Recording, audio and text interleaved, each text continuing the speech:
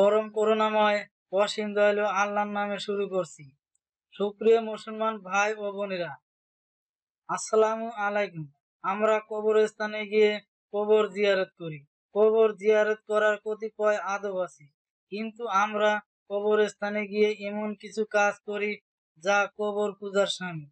যে কবর পূজা করে সে আল্লাহর সাথে শিরক করলো, আর কেউ আল্লাহর সাথে শিরক করলে তার জন্য জান্নাত হারাম হয়ে যাবে। তাহলে আসুন জেনে নেই কি কি কাজ করলে কবর পূজা করা হয়। এ সম্পর্কে জানার জন্য ভিডিওটি আপনাকে সম্পূর্ণ দেখতে হবে। আল্লাহ আমাদেরকে সেগুলো থেকে রক্ষা করুন। সুপ্রিয় মুসলমান ভাই বোনেরা, আমি আমার চ্যানেলে কোরআন এবং হাদিসের বিষয়ের উপর ভিত্তি করে ভিডিও তৈরি করে থাকি। আপনারা যদি এই ধরনের ভিডিও রেগুলারলি পেতে চান তাহলে অবশ্যই আমার চ্যানেলটি সাবস্ক্রাইব করুন এবং পাশে থাকা বেল আইকনটি প্রেস করে অন করে দিন। কবরস্থানে গিয়ে যা যা কাজ করলে কবর পূজা করা হয় সে সম্পর্কে এখন আমরা জানবো। তাহলে চলুন শুরু করা যাক। মৃত্যু অলি আউলিয়া মানুষের অভাব পূরণ করেন, বিপদ আপদ দূর করেন, তাদের ওসিলায় সাহায্য প্রার্থনা ও ফরিয়াদ করা যাবে ইত্যাকার কথা বিশ্বাস করা শিরক। আল্লাহ তাআলা বলেছেন, তোমার রব চূড়ান্ত ফয়সালা দিয়েছেন যে তোমরা তাকে ব্যতীত অন্য কারো ইবাদত করবে না। সূরা বনী ইসরাইল আয়াত নং 23। অনুরূপ ভাবে সাফায়াতের নিমিত্তে কিংবা বালা মুসিবত থেকে মুক্তির লক্ষ্যে মৃত্যু নবী অলি প্রমুখের নিকট দোয়া করাও শিরক। আল্লাহ তাআলা বলেন, বলতো কে নিঃসহায়ের আহ্বানে সাড়া দেন যখন সে তাকে আহ্বান জানায় এবং দুঃখ কষ্ট দূর করেন, আর পৃথিবীতে তোমাদেরকে পূর্ববর্তীদের স্থলাভিষিক্ত করেন। আল্লাহর সঙ্গে কি অন্য কোন ইলাহ আছে? সূরা আন-নামল আয়াত 62।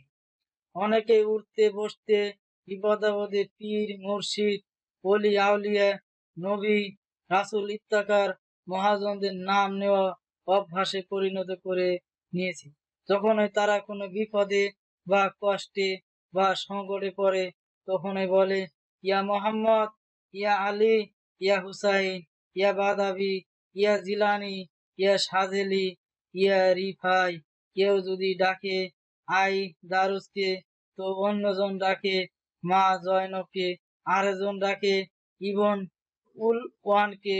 অথচ আল্লাহ বলেন, আল্লাহ ব্যতীত আর যাদেরকে তোমরা ডাকো তারা তোমাদের মতোই দাস। সূরা আল আরাফ আয়াত 194। কিছু কবর পূজারী আছে যারা কবরকে তাওয়াফ করে, কবর গাত্র চুম্বন করে, পরে হাত বুলায়, লাল শালতে মাথা ঠেকিয়ে পড়ে থাকে, কবরের মাটি তাদের গা গতরে মাখে, কবরকে সাজদা করে, তার সামনে মিনতি ঘরে দাঁড়ায়, নিজের উদ্দেশ্য ও অভাবের কথা তুলে ধরে, সুস্থতা কামনা করে, সন্তান চায় অথবা প্রয়োজন আনাদি পূরণ করে কামনা করে। অনেক সময় কবরে শায়িত ব্যক্তিকে ডেকে বলে, বাবা হুজুর, আমি আপনার হুজুরে অনেক দূর থেকে হাজির হয়েছি, কাজে আপনি আমাকে নিরাশ করবেন না। অথচ আল্লাহ বলেন, তাদের থেকে অধিকতর দিক ভ্রান্ত আর কিয়া আছে।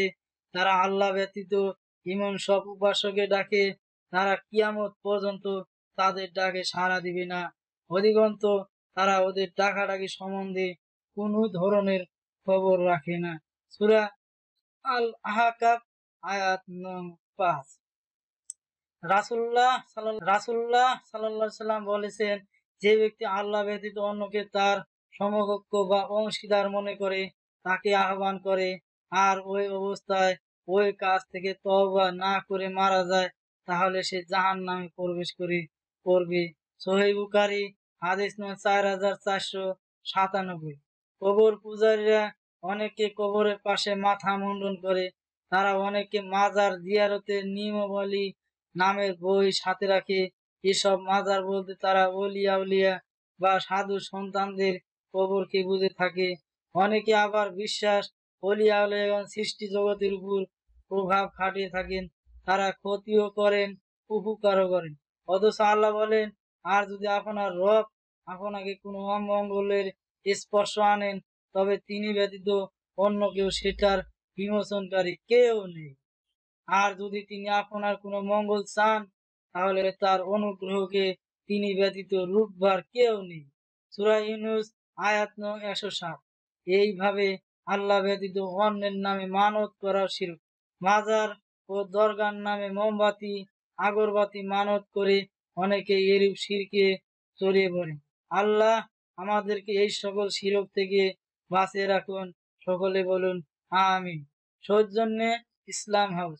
সুপ্রিয় মুসলমান ভাই বোনেরা, ভিডিওটি এ পর্যন্ত। ইসলাম প্রচারের সাথে এই চ্যানেলের ভিডিওগুলো আপনারা ব্যাপকভাবে শেয়ার করুন। সুপ্রিয় মুসলমান ভাই বোনেরা, আমি আমার চ্যানেলে কুরআন এবং হাদিসের বিভিন্ন বিষয়ের উপর ভিত্তি করে ভিডিও তৈরি করে থাকি। আপনারা যদি এই ধরনের ভিডিও রেগুলারলি পেতে চান তাহলে অবশ্যই আমার চ্যানেলটি সাবস্ক্রাইব করুন এবং পাশে থাকা বেল আইকনটি প্রেস করে অন করে দিন।